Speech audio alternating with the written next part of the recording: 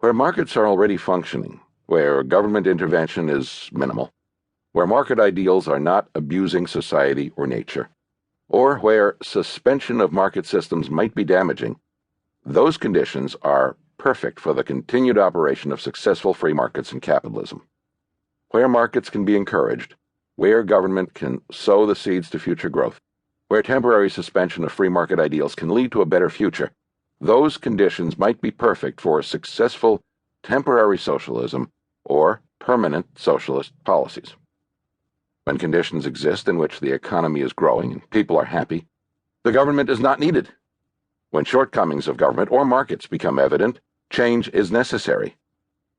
An infinite number of combinations exist for the above conditions, and there are an immense number of conditions that have been ignored.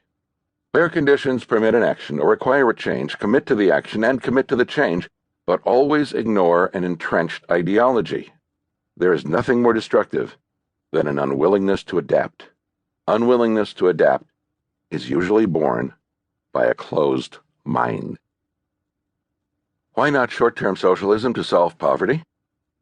One thing Czech, Chile, and UK all had in common when they adopted centrally planned models was an already existing industrial and tax base, even if it was malfunctioning at the time. Realistically, most of the developing nations of the world do not have the funding available to invest in industry or capital equipment. Their industrial base is weak or non-existent, and the tax base is too poor to tax. Often they may not even have the funds to pay for proper court systems and judges. Certainly, they have trouble paying local police and bailiffs to protect courts and ensure rulings are enforced. If the population has enough money, or if outside influences are willing to make loans or invest, then markets work efficiently to push an economy forward and into growth. When populations do not have money and FDI, foreign direct investment, is not readily available, but governments have funding or can acquire the helpful loans, then socialist policy works in the short term. Once inefficiencies become evident, it is then necessary to convert to a market-driven economy. By the point of conversion from socialism to free markets, investment by governments into infrastructure and industry could already have positioned an economy to better utilize market structures and mechanisms.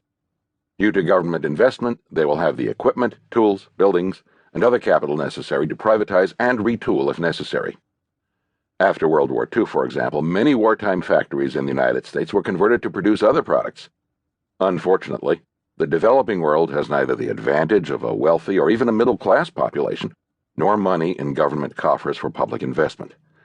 In the absence of both, they are left with little choice except to rely on outside influences to develop from extreme poverty, and aid becomes essential.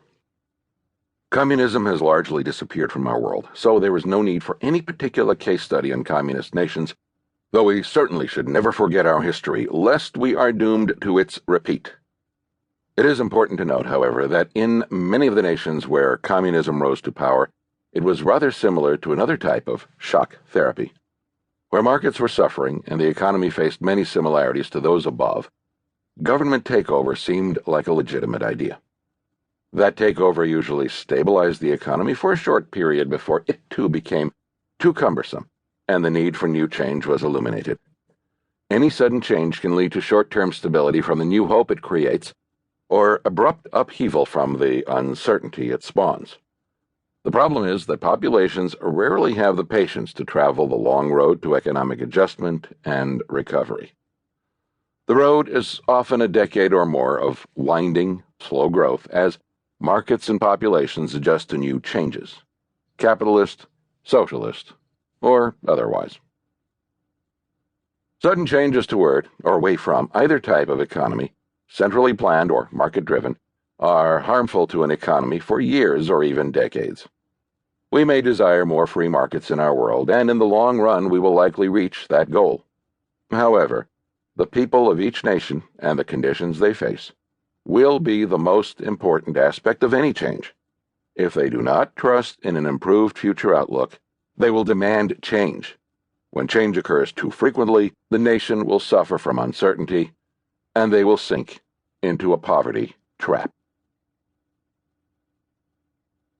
To keep listening to this audiobook, I've left you a link in the description so you can do it, at no cost thanks to Audible's 30-day free trial.